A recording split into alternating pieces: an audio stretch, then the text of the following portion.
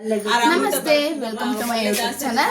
ನಾವಿವಾಗ ಉಮಾದೇವಿ ಅಜ್ಜಿ ಅವ್ರ ಹತ್ರ ನಾವು ಕೇಳೋಣ ಅವ್ರ ಲೈಫ್ ಹೇಗೆ ಹೋಗ್ತಿದೆ, ಮತ್ತೆ ಅವರು ಹಸುಗಳಿಗೆ ಎಷ್ಟು ಇಂಪಾರ್ಟೆನ್ಸ್ ಕೊಡ್ತಾರೆ, ಮತ್ತೆ ಅವರು ಹಸುಗಳನ್ನ ಎಷ್ಟು ದೇವ್ರ ತರ ನೋಡ್ಕೊತಾರೆ, ಮತ್ತೆ ಅವರಿಗೆ ದೇವ್ರ ಅಂದ್ರೆ ತುಂಬಾ ಏನು ಇಂಟ್ರೆಸ್ಟ್ ಇದೆ ದೇವ್ರ ಬಗ್ಗೆ. ಸೊ ಅವ್ರ ಹತ್ರ ಕೇಳೋಣ ಏನೇನ್ ಮಾಡ್ತಾರೆ ಅಂತ. ಸೊ ಹಸುಗಳನ್ನ ಹೇಗೆ ದೇವ್ರು ಒಂದು ಮಾತು ಹೇಳ್ತಾರೆ, ನಮ್ಮ ಹಿಂದೂ ಸಂಸ್ಕೃತಿಲಿ ಭೂಮಾತೆ, ಗೋಮಾತೆ ಮತ್ತು ಮಾತೆ, 3 ಜನ ತ್ರಿಮೂರ್ತಿಗಳು, ಮತ್ತು ಗಂಗಾ ಮಾತೆ. ಇವರೆಲ್ಲ ಇದ್ರೆ ಮಾತ್ರ ಭೂಮಿನಲ್ಲಿ, ಭೂಲೋಕದಲ್ಲಿ ಬಾಳಕ್ಕೆ ಸಾಧ್ಯ. ಹೇಗೆ ಅಂದರೆ, ಭೂಮಾತೆ ನಮಗೆ ಬದುಕಲಿಕ್ಕೆ ಜಾಗ ಕೊಡ್ತಾರೆ, ಗಂಗಾ ಮಾತೆ ಕುಡಿಲಿಕ್ಕೆ, ಅಡುಗೆ ಮಾಡಲಿಕ್ಕೆ, ಏನೊಂದಕ್ಕೆ ಆಗಲಿ ಗಂಗಾ ಮಾತೆ ಬೇಕು. ಹಾಗೆ ಗೋಮಾತೆ ಅಂದರೆ ಅವಳು ಭಾರಿ ಶ್ರೇಷ್ಠಳು, ಇಂಥದಕ್ಕೆ ಬರಲ್ಲ ಅಂತ ಹೇಳಂಗಿಲ್ಲ. ಭೂಮಾತೆ ಅಷ್ಟೇ ಸಮಾನ ಗೋಮಾತೆ.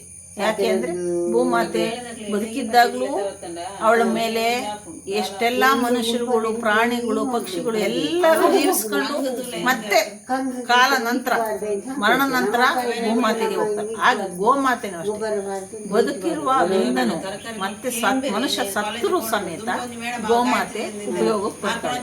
ಯಾಕೆಂದ್ರೆ ಕ್ಷೀರ ಅಂತ ಅಷ್ಟಿಂದಲೇ ಹೇಳಿಲ್ಲ, ಅಮೃತ ಅಂತ ಹೇಳಿಲ್ಲ.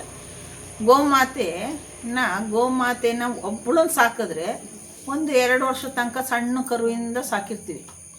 2 ವರ್ಷ ನಂತರ ಅವಳು ಕರು ಹಾಕಿದ್ರೆ, ಅವಳು ಕರು ಹಾಕಿದ್ಮೇಲೆ ಅವಳೇ ನಮ್ಮನ್ನ ಸಾಕ್ತಾ ಹೋಗ್ತಾಳೆ. ಹೇಗೆ ಅಂದರೆ, ದುಡ್ಡು ನೆಕ್ಸ್ಟು, ಫಸ್ಟು ನಮಗೆ ಬೆಳಗ್ಗೆ ಎದ್ದಾಗ್ಲಿಂದ ರಾತ್ರಿ ಮಕ್ಕಳು, ಬೆಳಗ್ಗೆ ಹಾಲು, ಕಾಫಿಗೆ ಆಗಲಿ, ಟೀಗೆ ಆಗಲಿ, ಮತ್ತು ಮಕ್ಕಳಿಗೆ ಹಾಲು ಕುಡಿಸ್ಲಿಕ್ಕೆ ಆಗಲಿ, ಮತ್ತು ಮೊಸರು ಮಾಡ್ಬೋದು, ಬೆಣ್ಣೆ ಮಾಡ್ಬೋದು, ತುಪ್ಪ ಮಾಡ್ಬೋದು, ಮತ್ತು ಅದರಿಂದ ಮತ್ತೆ ಸಗಣಿ ಗೊಬ್ಬರ ಎಲ್ಲ ತೋಟಗಳಿಗೆ ಹಾಕ್ಬೋದು, ಮತ್ತು ತರಕಾರಿ ಬೆಳಿಲಿಕ್ಕೆ ಹಾಕ್ಬೋದು, ಮತ್ತು ಔಷಧಿಗೂ ಗೋಮೂತ್ರ ಬರುತ್ತೆ.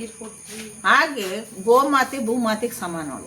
ಗಂಗಾ ಮಾತೆನೂ ಅಷ್ಟೇ, ಹಾಗೆ ತಾಯಿನೂ ಅಷ್ಟೇ. ಮಕ್ಕಳನ್ನ, ಮನುಷ್ಯರನ್ನ 1-2 ವರ್ಷ, 3 ವರ್ಷ, 5 ವರ್ಷ ತನಕ ಸಾಕಿ ಅವ್ರನ್ನ 10-15 ವರ್ಷ ತನಕ ಸಾಕೋಕೆ.